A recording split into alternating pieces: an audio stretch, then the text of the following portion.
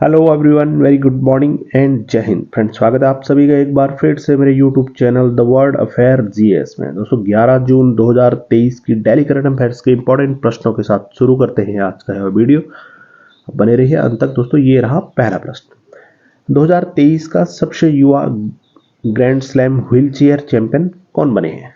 तो दोस्तों wheel chair champion grand slam के सबसे युवा यह कौन बने हैं? तो जापान के दोस्तों टोकिडो ओडा। जापान देश के टोकिडो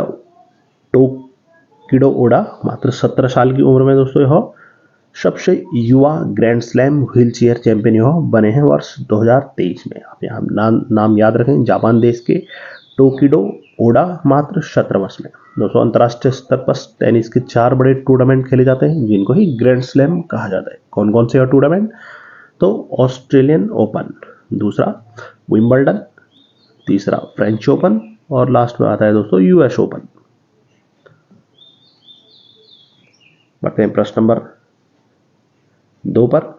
तो हाल ही में कौन सा देश आर्टिफिशियल इंटेलिजेंस सुरक्षा पर पहले वैश्विक सम्मेलन की मेजबानी करेगा? तो वो कौन सा देश है दोस्तों जो हाल ही में first global summit on artificial intelligence safety यानी आर्टिफिशियल इंटेलिजेंस सुरक्षा पर पहले वैश्विक सम्मेलन की मेजबानी करेगा? तो वह है दोस्तों ब्रिटेन।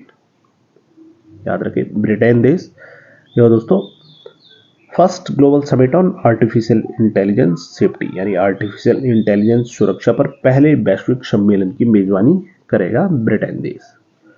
बढ़ते प्रश्न नंबर 3 की ओर। तो हाल ही में किस राज्य में भगवान वेंकटेश्वर मंदिर का उद्घाटन किया गया? तो कौन सा राज्य है जिसमें दोस्तों भगवान वेंकटेश्वर मंदिर का उद्घाटन किया गया? यह राज्य है दोस्तों जम्मू कश्मीर। ध्यान रहे, जम्मू कश्मीर राज्य में ही वेंकटेश्वर मंदिर का वहां पर उद्घाटन किया गया। उत्तर भारत का दोस्तों पहला तिरुपति बालाजी मंदिर, भगवान वेंकटेश्वर मंदिर कहां पर स्थित? तो जम्मू शहर के बाहर जंगलों में बने दोस्तों भगवान कोटेश्वर मंदिर को 8 जून को यह श्रद्धालुओं के लिए खोला गया। किसके द्वारा इसका उद्घाटन किया गया? यानी भगवान कोटेश्वर मंदिर का किसके द्वारा उद्घाटन किया है? तो जम्मू कश्मीर के दोस्तों लेफ्टिनेंट गवर्नर मनोज सिन्हा द्वारा। तो आप याद रखें, भगवान कोटेश्वर मंदिर यह जम्मू कश्मीर राज्य में इस मंदिर का उद्घाटन किया गया। प्रश्न 4। तो हाल ही में एशियन अंडर 20 एथलेटिक्स चैंपियनशिप 2023 में भारत को कुल कितने मेडल जीते हैं? भारत ने कुल कितने मेडल जीते गए भारत द्वारा? तो एशियन अंडर 20 एथलेटिक्स चैंपियनशिप 2023 में भारत द्वारा कुल 19 मेडल जीते गए। Total medal 19।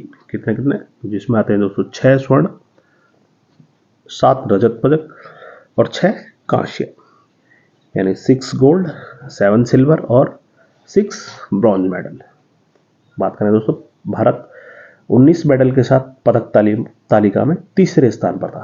तो दोस्तों पहले स्थान पर कौन सा देश था? तो वो था जापान, जिन्होंने 14 गोल्ड, 4 सिल्वर और 5 ब्रॉन्ज जीते। वहीं दूसरे स्थान पर चीन, जिन्होंने कुल 11 गोल्ड, 5 सिल्वर और 3 ब्रॉन्ज मेडल उनके द्वारा जीते गए। तीसरे स्थान पर भारत कुल 19 मेडल में 6 स्वर्ण, 6 गोल्ड, 7 सिल्वर और 6 ब्रॉन्ज मेडल। ध्यान रहे, एशियन अंडर 20 एथलेटिक्स चैंपियनशिप 2023 में भारत द्वारा कुल 19 मेडल और पदक तालिका में भारत वहां पर तीसरे स्थान पर रहा। बढ़ते हैं अगला प्रश्न नंबर 5 पर। तो हाल ही में भारत और न्यूजीलैंड देश के बीच पहली संयुक्त गोलमेज बैठक कहां आयोजित की गई? भारत और न्यूजीलैंड देश के बीच पहली संयुक्त गोलमेज बैठक का आयोजन दोस्तों भारत के नई दिल्ली में किया गया। ध्यान दें, भारत के नई दिल्ली में भारत और न्यूजीलैंड देश के बीच पहली संयुक्त गोलमेज बैठक का वहां पर आयोजन किया गया। तो न्यूजीलैंड देश के 41वें प्रधानमंत्री कौन बने हैं रिसेंटली? तो बने क्रिस हेपकिंस। ध्यान दें, क्रिस हेपकिंस वो न्यूजीलैंड देश के 41वें प्रधानमंत्री बने। तो याद रखें, भारत और न्यूजीलैंड देश के बीच संयुक्त गोलमेज बैठक का आयोजन नई दिल्ली में किया गया। बढ़ते हैं प्रश्न नंबर 6 पर।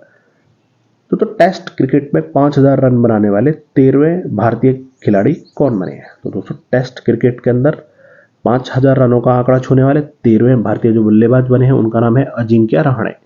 यानी अजिंक्य रहाणे 5000 रन बनाने वाले टेस्ट क्रिकेट में 13वें भारतीय खिलाड़ी बने हैं।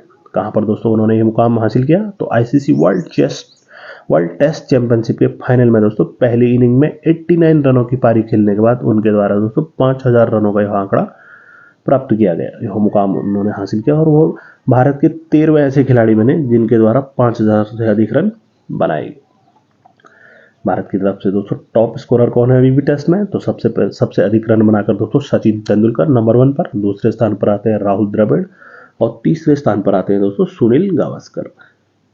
इन तीनों ही खिलाड़ियों द्वारा दोस्तों 10,000 से अधिक रन बनाए गए। वही 5000 रन बनाने वाले 13वें खिलाड़ी कौन बने हैं?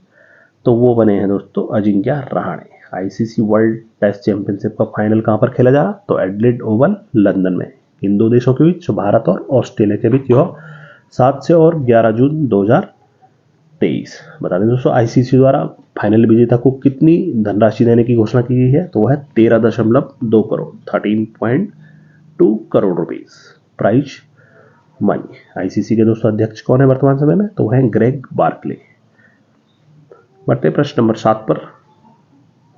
हाल ही में state of India's environment 2023 in figures report में पर्यावरण के क्षेत्र में पहला स्थान किस राज्य को प्राप्त हुआ है? तो दोस्तों रिपोर्ट जारी की गई है state of India's environment 2023 in figures. इस रिपोर्ट के अनुसार दोस्तों पर्यावरण के क्षेत्र में भारत का पहला स्थान जिस राज्य को प्राप्त हुआ वो है तेलंगाना राज्य। ध्यान रहे तेलंगाना राज्य। 5 जून यानी विश्व पर्यावरण दिवस 2023 को दोस्तों यह रिपोर्ट जारी की गई है state of India's environment 2023 in figures. किसके द्वारा? तो दोस्तों CSE centre for science and environment, उनके द्वारा दोस्तों यह रिपोर्ट जारी की गई जिसमें पर्यावरण के क्षेत्र में पहला स्थान प्राप्त हुआ है तेलंगाना राज्य को। दोस्तों CSE centre for science and environment के डीजी कौन है वर्तमान समय में? Director general. तो वह सुनीता नारायण। तो आप याद रखें तेलंगाना स्टेट को दोस्तों state of India's environment 2023 in figures में पर्यावरण के क्षेत्र में पहला स्थान प्राप्त हुआ। तेलंगाना स्टेट की बात की जाए तो रिसेंटली तेलंगाना स्टेट ने दोस्तों अपना स्थापना दिवस कब मनाया? तो ध्यान रहे 2 जून को। कौन वहां पर चीफ मिनिस्टर? तो के चंद्रशेखर राव। वहीं गवर्नर कौन है दोस्तों तेलंगाना के? तो तमिलसाई सुंदरराजन। बढ़ते प्रश्न नंबर 8 पर। तो किसे हार्वर्ड विश्वविद्यालय के वित्त विभाग का उपाध्यक्ष और CFO नियुक्त किया गया है? तो हार्वर्ड विश्वविद्यालय के दोस्तों वित्त विभाग का उपाध्यक्ष और CFO यानी चीफ फाइनेंस ऑफिसर यह किसको नियुक्त किया गया है? तो उनका नाम है दोस्तों रितु कालरा। ध्यान रहे रितु कालरा। भारत और अमेरिकी मूल की है रितु कालरा। इनको ही दोस्तों हार्वर्ड विश्वविद्यालय के वित्त विभाग का उपाध्यक्ष और CFO यानी चीफ फाइनेंस ऑफिसर वहां पर नियुक्त किया गया है। हार्वर्ड विश्वविद्यालय कहां पर है? तो कैम्ब्रिज यूनाइटेड स्टेट में। कब इनकी स्थापना होती है? तो वर्ष 1636 में 1636 में दोस्तों हार्वर्ड विश्वविद्यालय की स्थापना हुई। तो आप ध्यान रखें हार्वर्ड विश्वविद्यालय के वित्त विभाग का उपाध्यक्ष और CFO नियुक्त किया गया है रितु कालरा को। प्रश्न नंबर 9। तो हाल ही में किस राज्य सरकार ने शक्ति स्मार्ट कार्ड योजना की शुरुआत की है? बहुत इंपॉर्टेंट। वो कौन सा राज्य है दोस्तों जिसने रिसेंटली शक्ति स्मार्ट कार्ड योजना की शुरुआत की है? तो यह राज्य है दोस्तों कर्नाटक राज्य। ध्यान रहे कर्नाटक राज्य द्वारा ही महिलाओं के लिए शक्ति स्मार्ट कार्ड योजना का शुभारंभ किया गया है। क्या है? कर्नाटक के दोस्तों वर्तमान चीफ मिनिस्टर सिद्धारमैया, उनके द्वारा ही दोस्तों सरकारी बसों में मुफ्त की यात्रा करने के लिए शक्ति स्मार्ट कार्ड योजना का शुभारंभ किया गया है। वर्तमान समय में चीफ मिनिस्टर सिद्धारमैया। विधानसभा चुनाव रिसेंटली हुए, उनके परिणाम में दोस्तों कांग्रेस द्वारा कितनी सीटें वहां पर जीती गई? तो आप ध्यान दें 135। जिसके बाद दोस्तों वहां पर कांग्रेस की सरकार बनी है कर्नाटक राज्य में और चीफ मिनिस्टर कौन चुने गए हैं? तो सिद्धारमैया। बीजेपी को कितनी सीटें प्राप्त हुई कर्नाटक विधानसभा चुनाव में? तो ध्यान दें 66। गवर्नर कौन है दोस्तों कर्नाटक के वर्तमान समय में? तो थावर चंद गहलोत। प्रश्न नंबर 10 की ओर बढ़ते हैं। तो हाल ही में किस राज्य में पहला जिला सुशासन सूचकांक जारी किया गया है? तो वो कौन सा राज्य है रिसेंटली जिनके द्वारा दोस्तों उस राज्य में पहला जिला सुशासन सूचकांक जारी किया गया है? तो वह राज्य है दोस्तों Arunachal Pradesh. North east state Arunachal Pradesh राज्य में ही दोस्तों पहला जिला सुशासन सूचकांक वहां पर जारी किया गया है। वर्तमान समय में अरुणाचल प्रदेश के मुख्यमंत्री कौन है? तो वह है प्रेमा खांडू। यानी गवर्नर कौन है वर्तमान समय में? तो lieutenant general K.T.. Patnaik retired, ये अरुणाचल प्रदेश के वर्तमान गवर्नर है। ध्यान रहे, जिला सुशासन सूचकांक जारी किया है रिसेंटली, तो वह है अरुणाचल प्रदेश राज्य। तो सुशासन दिवस यह कब मनाया जाता है? Good governance day. तो ध्यान रहे 25 दिसंबर को भारत के पूर्व प्रधानमंत्री श्री अटल बिहारी वाजपेयी की जन्मदिन पर। बढ़ते हैं अगले प्रश्न 11वां पर। तो कौन रेल मंत्रालय के तहत कंटेनर कॉरपोरेशन ऑफ इंडिया के अगले अध्यक्ष और प्रबंध निदेशक यानी चीफ मैनेजिंग डायरेक्टर नियुक्त हुए हैं? तो कंटेनर कॉरपोरेशन ऑफ इंडिया के अगले अध्यक्ष और प्रबंध निदेशक जो बने उनका नाम है संजय स्वरूप। रेलवे मंत्रालय के तहत यह आता है कंटेनर कॉरपोरेशन ऑफ इंडिया, तो इसके अध्यक्ष और प्रबंध निदेशक जो नियुक्त किए गए उनका नाम है संजय स्वरूप। दोस्तों, किस रेलवे ने ट्रेनों के इंजनों के नाम शहीदों के नाम पर रखने की घोषणा की है रिसेंटली? तो वह है दोस्तों नॉर्दर्न रेलवे जोन, उत्तरी रेलवे या नॉर्दर्न रेलवे। इन्होंने दोस्तों रेलों के इंजनों के नाम शहीदों के नाम पर रखने की रिसेंटली घोषणा की है। तो आप ध्यान रहे, container corporation of India railway मंत्रालय के तहत यह विभाग के अगले अध्यक्ष और प्रबंध निदेशक जो बने उनका नाम है संजय स्वरूप नियुक्त किए गए। प्रश्न 12वां। तो किसके द्वारा 5 जून को वरुणास्त्र हैवीवेट टॉर्पीडो का पहला युद्धक परीक्षण किया गया? तो किस ऑर्गेनाइजेशन द्वारा दोस्तों वरुणास्त्र हैवीवेट टॉर्पीडो का पहला युद्धक परीक्षण किया गया? तो है भारतीय नौसेना यानी इंडियन नेवी और रक्षा अनुसंधान एवं विकास संगठन यानी डीआरडीओ। नेवी, इंडियन नेवी और डीआरडीओ द्वारा ही दोस्तों वरुणास्त्र हैवीवेट टॉर्पीडो का युद्धक परीक्षण किया गया। नेवी चीफ कौन है वर्तमान समय में? तो एडमिरल आर हरिकुमार। डिप्टी कौन है दोस्तों? डिप्टी चीफ, तो उनका नाम है संजय जसजीत सिंह। डीआरडीओ यानी defence research development organisation, headquarter कहाँ पर? तो दोस्तों दिल्ली। वर्तमान समय में डीआरडीओ के चेयरमैन कौन है? तो समीर बी कामत।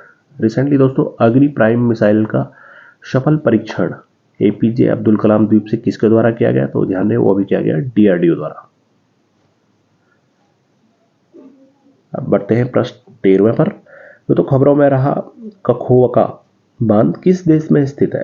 तो दोस्तों कखोवका बांध यह किस देश में स्थित है, क्यों यह चर्चाओं में है? तो ध्यान दें दोस्तों कखोवका बांध यह यूक्रेन में स्थित है। यूक्रेन देश में यह बांध स्थित है। क्यों यह चर्चाओं में? तो दोस्तों यूक्रेन की सेना और नाटो ने रूस पर बांध को उड़ाने यानी डिस्ट्रॉय करने का आरोप लगाया, जबकि रूस ने यूक्रेन को दोषी ठहराया। क्या है मामला? तो दोस्तों रूस ने इस बांध को ब्लास्ट कर उड़ा दिया है, जिससे 80 गांव लगभग बह गए हैं। तो इसका जो तो इस बांध को तोड़ने का जो आरोप है यूक्रेन द्वारा रशिया पर लगाया गया है, वही रूस देश कहता है कि उनके द्वारा नहीं हो, जबकि रूस यूक्रेन को दोषी ठहराता है। तो इन चर्चाओं के तहत दोस्तों यह कखोवका बांध काफी चर्चाओं में है। तो आप ध्यान रखें कखोवका बांध यह स्थित है यूक्रेन देश में। प्रश्न 14वां। तो स्पेन में बार्सिलोना में आयोजित वैश्विक सार्वजनिक परिवहन शिखर सम्मेलन में किस राज्य सड़क परिवहन निगम को यूआईटीपी पुरस्कार से सम्मानित किया गया? तो वह है दोस्तों केरल राज्य सड़क परिवहन निगम यानी Kerala state roadways transport corporation. यानी केरल राज्य सड़क परिवहन निगम, इनको ही दोस्तों स्पेन में बार्सिलोना में आयोजित वैश्विक सार्वजनिक परिवहन शिखर सम्मेलन में यूआईटीपी पुरस्कार से सम्मानित किया गया है। केरल राज्य के वर्तमान चीफ मिनिस्टर कौन है? तो पिनराई विजयन। गवर्नर कौन है वहां पर? तो मोहम्मद आरिफ खान। ध्यान रहे राज्य सड़क निगम को ही यूआईटीपी पुरस्कार से सम्मानित किया गया है। प्रश्न 15वां।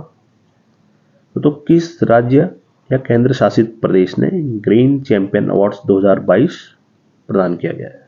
किस केंद्र शासित प्रदेश या राज्य को ग्रीन चैंपियन अवार्ड 2022 प्रदान किया गया? तो यह किया गया था तमिलनाडु। किसको? तो तमिलनाडु प्रदूषण नियंत्रण board, Tamil Nadu pollution control board को ही दोस्तों वर्ष 2022 का ग्रीन चैंपियन अवार्ड से सम्मानित किया गया है। प्रश्न 16वां। तो किस भारतीय ऑलराउंडर ने ओवल में किसी विदेशी बल्लेबाज द्वारा लगातार सर्वाधिक तीसरे 50+ स्कोर दर्ज करने के डॉन ब्रैडमैन और एलन बॉर्डर के रिकॉर्ड की बराबरी की है? बहुत ही महत्वपूर्ण रिसेंटली दोस्तों एडिलेड ओवल जहाँ पर ICC test world test championship का फाइनल खेला जा रहा है, उसी में दोस्तों भारतीय ऑलराउंडर शार्दुल ठाकुर द्वारा 50 से अधिक रन बनाने के स्कोर के साथ ही डॉन ब्रैडमैन और एलन बॉर्डर के रिकॉर्ड की बराबरी की गई है। दोस्तों जब उन्होंने एडिलेड ओवर में लास्ट जब 2 बार खेला था तब भी उनके द्वारा 2 बार 50 से अधिक रन बनाए गए थे। अभी लगातार तीसरी बार उनके द्वारा 50 से अधिक रन के स्कोर के साथ ही वो दोस्तों ऐसे तीसरे बल्लेबाज बने हैं विदेशी जिनके द्वारा ओवल में लगातार 50 से अधिक रन बनाने का 3 बार का जो दोस्तों कारनामा किया गया। तो आप याद रखें नाम शार्दुल ठाकुर, लगातार 50 प्लस स्कोर उनके द्वारा बनाया गया। जबकि डॉन ब्रैडमैन ने सन 1930 में है, वहीं एलन बॉर्डर ने दोस्तों वर्ष 1980 में यह कारनामा किया था, वहीं शार्दुल ठाकुर द्वारा किया गया वर्ष 2023 में। प्रश्न 17, तो केरल के पहले अशोक चक्र विजेता कौन थे जिनका हाल ही में निधन हो गया है? तो केरल राज्य से दोस्तों अशोक चक्र पाने वाले अशोक चक्र विजेता, पहले अशोक चक्र विजेता जिनका हाल ही में निधन हो गया वो कौन थे? तो उनका नाम है दोस्तों हवलदार एलबी डिक्रूज।